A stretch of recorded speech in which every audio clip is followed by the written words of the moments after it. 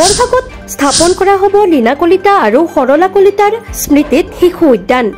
দিগম্বৰ কলিতা আৰু হেমান্তি কলিতা স্মৃতি ন্যাসৰ নিৰ্মাণ সমিতিৰ উদ্যোগত ভূমি পূজন তথা উদ্যানৰ আধাৰশিলা স্থাপন।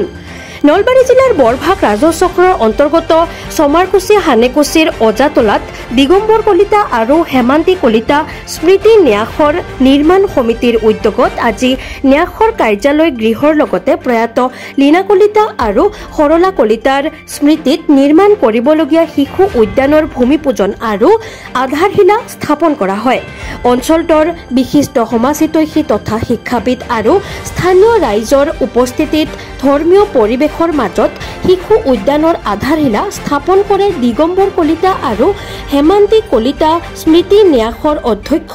বিশিষ্ট সমাজহিতৈষী তথা জ্যেষ্ঠ অধিবক্তা পৰেশ কলিতাই। ন্যাসৰ কৰ্মকৰ্তা হৰিচৰণ তালুকদাৰে আঁত ধৰা আজিৰ এই ভূমি পূজন আৰু আধাৰশিলা স্থাপন অনুষ্ঠানত বিশিষ্ট সমাজহিতৈষী গণেশ ডেকা, মহেশ ডেকা,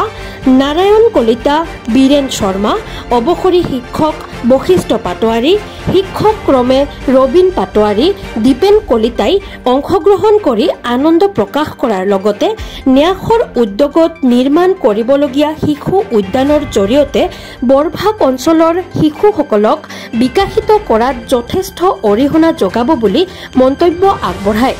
তেওঁলোকে 2021 চনত গঠিত হোৱা দিগম্বৰ কলিতা আৰু হেমান্তি কলিতা স্মৃতি ন্যাসে বৰভাগ অঞ্চলৰ প্ৰতিটো অঞ্চলত বিশেষকৈ বানপানীৰ সময়ত বানপীড়িত লোকক বিভিন্ন ধৰণে সহায় আগবঢ়াই অহাৰ লগতে প্ৰত্যেক বছৰে অঞ্চলটোৰ দৰিদ্ৰ সীমাৰেখাৰ তলৰ পৰিয়ালৰ 20 জন হাইস্কুল শিক্ষান্ত পৰীক্ষা আৰু উচ্চতৰ মাধ্যমিক পৰীক্ষাৰ শিক্ষাৰ্থীক শৈক্ষিক দিশত আগুৱাই নিয়াৰ যি সুন্দৰ প্ৰচেষ্টা অব্যাহত ৰাখিছে তাৰ বাবে ন্যাসৰ পৰিয়ালৰ লগতে অধ্যক্ষ পৰেশ কলিতাই ধন্যবাদ জ্ঞাপন কৰে। ন্যাসৰ যিখন উদ্যান হ'ব সেইখিনি মোৰ তেওঁ প্ৰয়াত মোৰ সহধৰ্মিনী শ্ৰী লীনা কলিতা আৰু মোৰ এজনী বাইদেউ সৰলা কলিতা স্মৃতিত এখন আমি শিশু উদ্যান কৰিব ওলাইছো। এই অঞ্চলৰ বৰভাগ অঞ্চলৰ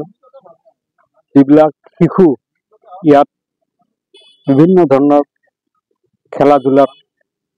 সঁজুলিৰে ইয়াত প্ৰস্তুত কৰা হ'ব। এটা আমি ইয়াতে ওচৰতে আমাৰ পুখুৰী আছে, এটা ফ্ল'ৰা এটাৰো আমি চিন্তা কৰিছোঁ। এনেধৰণৰ এটা প্ৰকল্প হাতত লোৱা হৈছে আৰু এই অঞ্চলত গোটেই বৰভাগ অঞ্চলত যিখিনি সৰু ল'ৰা ছোৱালী আহি ইয়াত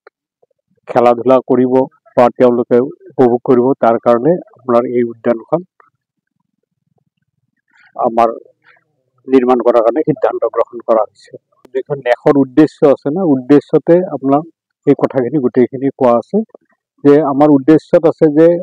গৰীব সীমাৰেখাৰ তলৰ 20 জন ল'ৰা ছোৱালী হাইস্কুল শিক্ষান্ত পৰীক্ষাত অৱতীৰ্ণ হ'ব লগা আৰু উচ্চ মাধ্যমিক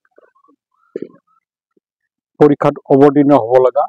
20 জন ল'ৰা ছোৱালী দৰিদ্ৰ সীমাৰেখাৰ তলত আমি বিনামূলীয়াভাৱে তেওঁলোকক শৈক্ষিক অৰ্থাৎ টিউশ্যন, আজিকালি যিবিলাক টিউশ্যন কৰে বিনামূলীয়া তেওঁলোকৰ আমি পঢ়াৰ আমি 3মহীয়া এটা কোৰ্চ আমি বিনামূলীয়াভাৱে কৰাৰ সিদ্ধান্ত গ্ৰহণ কৰিছোঁ। ন্যাসৰ উদ্যোগত এটা প্ৰথম আমি কাৰ্যালয় এটা এই যিবিলাক ল'ৰা ছোৱালীক পঢ়োৱা হ'ব তাৰ কাৰণে এটা ভৱন, এটা ব্যৱস্থা, তাৰ উপৰিও আমাৰ ন্যাসৰ যিবিলাক কৰ্মকৰ্তা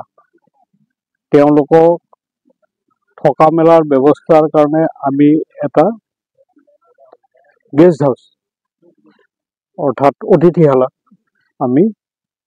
আজি ফাউণ্ডেশ্যন আৰম্ভ কৰিছোঁ আৰু যিমান সোনকালে পাৰে এইটো আপোনাৰ সম্পূৰ্ণ হ'ব।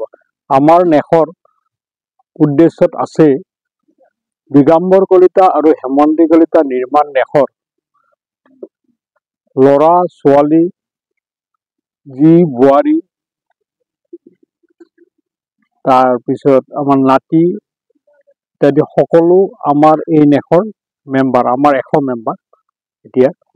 আৰু আমাৰ এই পৰিয়ালৰে 2-4জন আমাৰ আমেৰিকাৰো অধিবাসী তেওঁলোকে মোক মানে কৈছে মামা তুমি আগত যোৱা আমি বেকত আছো আৰু সেই সাহসতে মই আগবাঢ়িছো দূৰী হ'ব তাৰমানে আমাৰ এই নেশৰ জৰিয়তে আমি এজনক আমি অলৰেডি আমি সংস্থাপন দিছোৱে তাৰপিছত শৈক্ষিক সজাগতা সভা কৰিছো ল'ৰা ছোৱালীবিলাকক তাৰ উত্তৰত তাৰ শৈক্ষিক সজাগতাত আমি বিৰাট সাৰ্থক হৈছো আমাৰ দুজন ল'ৰাই মানে 95% পাইছে আৰু তেওঁলোকৰ দেউতাকে মোৰ লগত সহযোগো কৰিছে আপোনাৰ শৈক্ষিক সজাগতা সভাটোৰ পৰাহে আমি মানে এইখিনি আৰু যিকেইজন ল'ৰা আহিছিল আমি যিখিনি আমাৰ তেওঁলোকক সহায় সহযোগ কৰিছো তেওঁলোকে প্ৰায়ভাগে ফাৰ্ষ্ট ডিভিজন পাইছে নিউজ ডেস্ক ৰিপোৰ্ট বাৰ্তা টু জেড।